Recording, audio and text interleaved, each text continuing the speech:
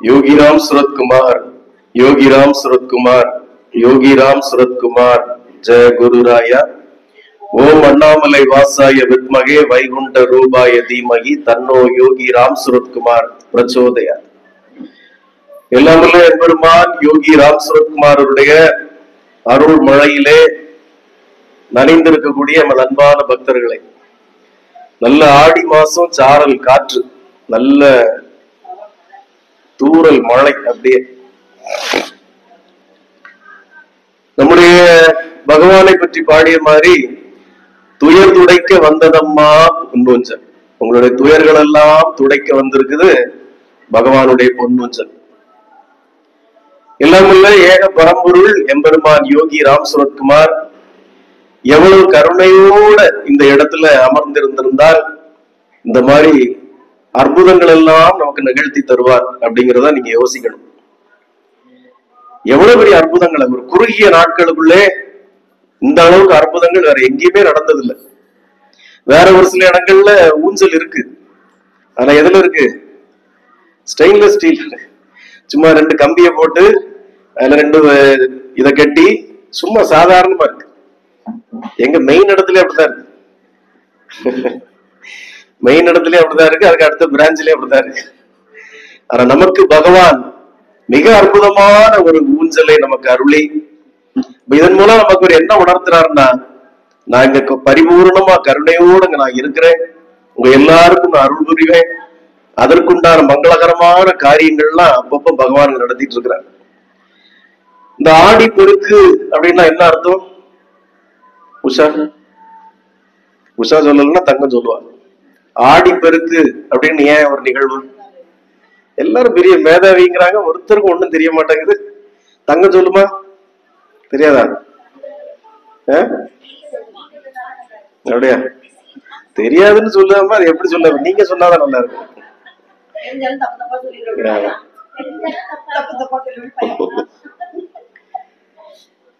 மாதங்களிலே மிக சிறந்த ஒரு மாதம் ஆடி மாதம். மார்கழி மாதங்களில் நான் மார்கழியாக இருக்கிறேன்னு பகவான் சொன்னார். ஆனா ஆடி மாதம் மிக சிறப்பு வாய்ந்த ஒரு மாதம். ஏன்? எதனாலமா? அம்மனுக்கு உகந்த மாதம் ஆடி மாதம். வேற வேற இந்த ஆடி மாதம் ஏன் சிறப்பு வாய்ந்ததுன்னா, ஏன் ஆடி மாதத்தை அம்மனுக்கு உகந்ததுன்னு வச்சிருக்காங்கன்னா, இந்த ஆடி மாதத்திற்கு முந்தைய 3 மாதங்களும் கடும் கோடை, கடும் வறட்சி, 6 குளம் குட்டைகள் எல்லாம் தண்ணி வத்தி போய் விவசாயம் நடக்காது. அந்த விவசாயம் நடக்காதனால ஜனங்கள்கிட்ட பொருளாதாரம் இருக்காது. அது மட்டும் இல்ல, இப்ப வேக்சின் எல்லாம் வந்ததுனாலதான் அந்த பங்குனி சித்திரை வந்து நமக்கு நோய் இல்லாம இருக்கிறோம். இல்லைன்னா நான் சின்ன பையனா இருக்குச்சுன்னா நிறைய பேர் வேப்பிலை அரைச்சிங்க தப்பிட்டு திரிவாங்க. பாத்திருக்கீங்களா? இப்படி இங்கெல்லாம் வேப்பிலை அரைச்சி தப்பிட்டு திரிவோம். யாருக்கு கண்ணத்தை பார்த்தாலும் அதுவாதான் இருக்கும். இங்க வந்து வீங்கிரும். இப்படி அது எனக்கு பேர் என்ன? அம்மை போடுறது, அம்மக்கட்டு. அம்மை போடுறது. இந்த காதல் ஒரு படத்துல ஒரு வில்ல வருத்த வருவானா, மூஞ்சி எல்லாம் கன்னியாகுமரி பைபாஸ் ரோடு மாதிரி இருக்குமா ஒரு நடிகருக்கு. வைசூரி, பொக்கை, மண்ணை, யாரை பார்த்தாலும் இந்த நோயா தான் இருக்கும். இந்த நோய்களில் இருந்து அன்னைக்கு இதுக்கு இது வந்து பாக்டீரியா கிடையாது, வைரஸ். இந்த வைரஸுக்கு மருந்து கிடையாது. நீங்க நல்லா புரிஞ்சுக்கணும். நமக்கு ஒரு வைரஸ் தொற்று வந்தா அதுக்கு மருந்து கிடையாது. எதெல்லாம் வைரஸ்? கொரோனா வைரஸ், அதுக்கு மருந்து கிடையாது. மற்றபடி உங்களுக்கு ட்ரீட் பண்றதெல்லாம் அந்த சளி கவத்தை தான் ட்ரீட் பண்ணுவாங்க. கொரோனாக்கு மருந்து கிடையாது. வேற எதெல்லாம் வைரஸ்? அம்மை, பொக்கை, வைசூரி, இதெல்லாம் வைரஸ் தான். உங்களுக்கு வரக்கூடிய ஜலதோஷமும் வைரஸ் தான், அதுக்கு மருந்து கிடையாது. ரஜினிகாந்த் சந்திரமுகி படத்துல சொன்ன மாதிரி, ஜலதோஷத்துக்கு மருந்து தின்னா 7 நாள்ல போயிடும், மருந்து திங்காட்டி 1 வாரத்துல போயிடும், அவ்வளவுதான். இந்த வைரஸ் தாக்குதல் தான் இந்த ஜலதோஷம், கொரோனா, இதெல்லாம். இதுக்கு மருந்து கிடையாது, இதுக்கு வேக்சின் தான். அதுக்காக ஜலதோஷத்துக்கு வேக்சின் கிடையாது. அப்போ இந்த வைரஸ் தாக்குதல்கள்ல இருந்து உங்களை காக்குறதுக்கு அந்த காலத்துல இயற்கையான மருந்துகளை யூஸ் பண்ணாங்க. இந்த வைரஸ் தாக்குதல்கள்ல இருந்து அம்மை, பொக்கை, மண்ணை, வைசூரி, இதோட கால்ராவும் வரும். பழைய காலத்துல கால்ராவு நிறைய பெருகும். அப்ப இந்த காலரா இதுகள்ல இருந்து உங்களை காப்பாற்றுறதுக்கு தான் அம்மன் கோயில்கள்ல கொடைய நடத்தி, எல்லா அம்மன் கோயில்கள்லயும் பங்குனி சித்திரையில கொடைய நடத்தி, சாமின்னு ஒரு ஆள் ஆட விட்டு அவரை ஊர் ஊரா வீடு வீடா வர வச்சு, அதுக்கு வீட்டுல வேப்பலை இறைச்சி மஞ்சள் இறைச்சி அதை குடத்துல தப்பி வச்சு, அந்த ஆள் வந்து உங்களுக்கு கலக்கி தெளிச்சு அதை வீடெல்லாம் தெளிச்சு உங்க மேல எல்லாம் தெளிச்சுட்டு போறது எதுக்கு? எதுக்கு? இந்த ஆன்டி வைரஸ், வைரஸுக்கு ஏற்ற மருந்து மஞ்சளும் வேப்பலையும் தான். அந்த காலத்துல இருந்தது அதுதான். அப்ப அதை ஜனங்களுக்கு எல்லாம் காப்பாத்துறதுக்கு தான் அந்த காலத்துல சாமி ஊர் சுத்தி வர்றதுன்னு ஒரு வழக்கத்தையே வச்சாங்க. வேற ஒண்ணும் கிடையாது. அவர் பாவம் மணிக்கூர் கணக்குல எங்க ஊர்ல பழைய அந்த ஆளு ஊமையர் வந்து ஆடினார்ல மத்தியானம் ஆடு ராத்திரி 12 மணி வரைக்கும் ஊர் சுத்துவார். அப்ப இந்த மாதிரி உங்களை வைரஸ் தொற்றுகள்ல இருந்து காப்பாத்துறதுக்காகத்தான் இந்த சாமி ஊர் சுத்தி வர்றது, மஞ்சளை தெளிக்கிறது, வேப்பலையை தெளிக்கிறது. இதே மாதிரி இந்த கடும் கோடை காலத்துல நமக்கு வைரஸ் தொற்று வருது. இந்த 3 மாதம் பங்குனி சித்திரை வைகாசி முடிஞ்சதும் நல்ல அழகான குளிர்காலம் ஆரம்பிக்கும், நல்ல மழை பொழிவு ஆரம்பிக்கும். முன்னாடி எல்லாம் ஆடி மாசம் நல்ல சாரல் மழை இருக்கும். ஆடி ஆடிதான் சாரல். இந்த இதுதான் குற்றால சீசன் வரும். ஆனி ஆடி மாசம் தான் எல்லாரும் குற்றாலத்துக்கு போவாங்க. நல்ல அருவிகள்ல தண்ணி கொட்டும். இப்போ இந்த ஆனி ஆடி சாரல் மழை வந்து அங்கங்க குளங்கள்லாம் நிறையும், அங்க ஆறுகள்ல சேனல்களும் தண்ணி வரும். அதனாலதான் ஆடிப்பட்டம் தேடி விதை அப்படிம்பாங்க. ஆடி மாசம் தான் அதை விதைப்பாங்க அடுத்தது. அப்ப இந்த ஆடி மாசம் முதலாக திருப்பி விதைக்க போறச்ச பூமியை தாயாக நம்ம மதிப்பதால் அம்மனுக்கு உகந்த நாள்.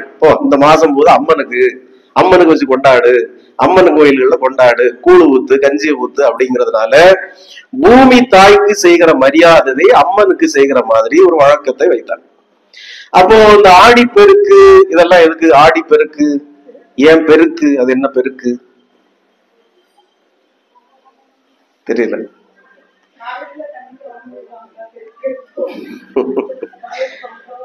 ஆடி பெருக்கு அப்படின்னா நம்முடைய இந்து மதம் சனாதனத்தை பொறுத்த மட்டும் நமக்கு பல ஆயிரம் ஆண்டுகள் பாரம்பரியம் இருக்கு. இப்போ சில மதங்கள்ல அடுத்த மாசம் பிறை எப்ப தெரியுங்கிறதே தெரியாதவங்களுக்கு, அதுக்கே பெரிய குழப்பத்துல சண்டை போடுவாங்க. ஒருத்தர் நாளைக்குமா, ஒருத்தர் நாளை கழிச்சுடுவான். அப்புறம் இங்க ஒரு பகுதியில எங்களுக்கு தெரிஞ்சுட்டு நாங்க கொண்டாடுறோம்மா, அங்க ஒரு பகுதியில எங்களுக்கு தெரியல நாங்க அடுத்த நாள் கொண்டாடுவோம்மா, பெரிய பிரச்சனை. ஆனா நம்முடைய ஆகமங்களும் நம்முடைய பஞ்சாங்கமும் ஏற்கனவே 10,000 வருஷத்துக்கு எழுதி வச்சிருக்கு. இனி அடுத்த 10,000 1,00,000 வருஷத்துக்கு எழுதி வச்சிருக்கு. எப்ப தீபாவளி வரும், எப்ப புயல் வரும், எப்ப மழை வரும், எப்ப சுனாமி வரும், எப்ப பேரழிவு வரும், இது எல்லாம் அடுத்த பல ஆயிரம் ஆண்டுகளுக்கு நம்ம எழுதி வச்சிருக்கோம் பஞ்சாங்கம். இந்த பஞ்சாங்கப்படிதான் எல்லாம் நடக்குது. அப்போ நாம தான் உலகத்திலேயே முதல் முறையாக சித்திரை 1ஆம் தேதி தான் புத்தாண்டு அப்படின்னு கொண்டு வந்தோம். ஏன் சித்திரை 1ஆம் தேதி புத்தாண்டு? இந்த பூமி சூரியனை சுத்துது. அது ஒரே ரவுண்டா சுத்துதா?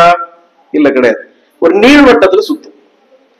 அப்போ அந்த நீள்வட்டத்துல சுத்தி வரப்போ கரெக்டா அந்த 365 நாட்கள்ல 365 நாள் முடிந்து அடுத்த 1ஆவது நாள் தான் இந்த பூமி கரெக்டான நேர்கோட்டுல வருது.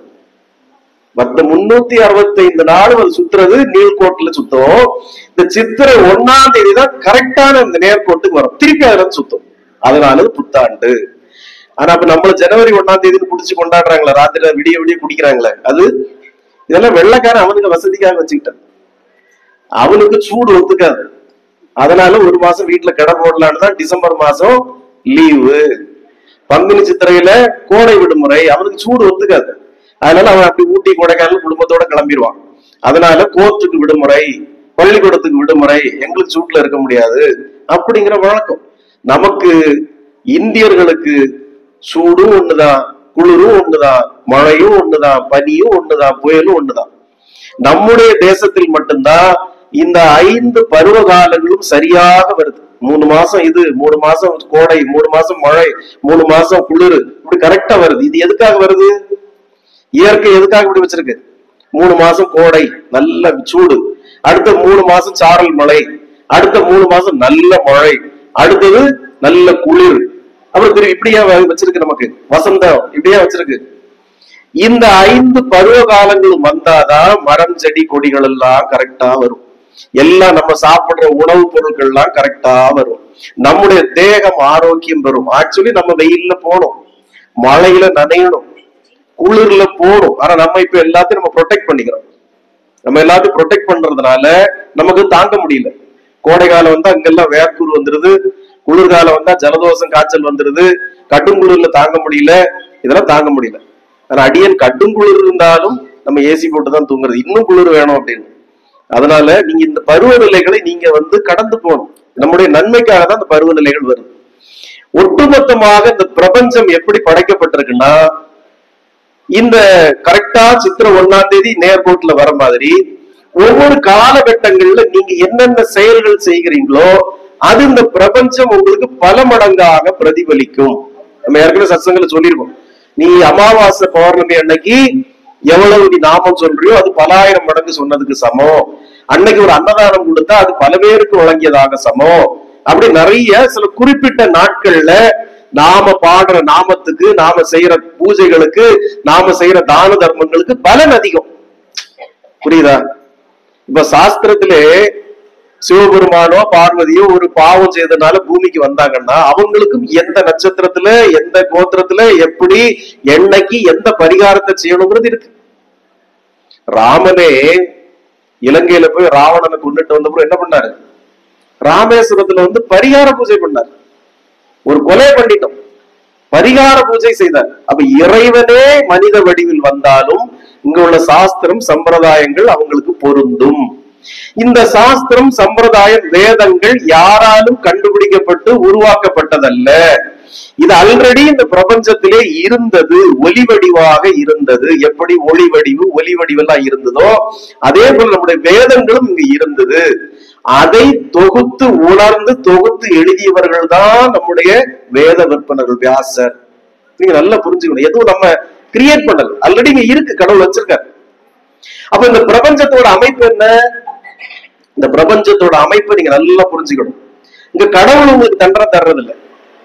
கடவுள் உங்களுக்கு உஷா இன்னைக்கு தப்பு பண்ணிட்டா அவளுக்கு ஒரு தண்டனை, இல்ல நம்ம ஸ்ரீராம் ஒரு தப்பு பண்ணிட்டா அவனுக்கு ஒரு தண்டனை கொடுத்துருவோம். கடவுளுக்கு அது வேலை இல்லை. கடவுள் நமக்கு தண்டனை தருவாரா? கடவுள் நமக்கு தண்டனை தருவாரா? தரமாட்டார். அப்ப எது நமக்கு தண்டனை தருது? எது நமக்கு நன்மைகளை தருது? நான் நல்லது செய்தா நமக்கு நல்லது நடக்குது, ஒரு கெட்டது செய்தா ஒரு கெட்டது. எது தருது? இந்த பிரபஞ்சம் உனக்கு தருது. இந்த பிரபஞ்சத்துல என்ன அமைப்புன்னா, நீ எதை செய்கிறாயோ அதை உனக்கு திருப்பி தரும் இந்த பிரபஞ்சம்.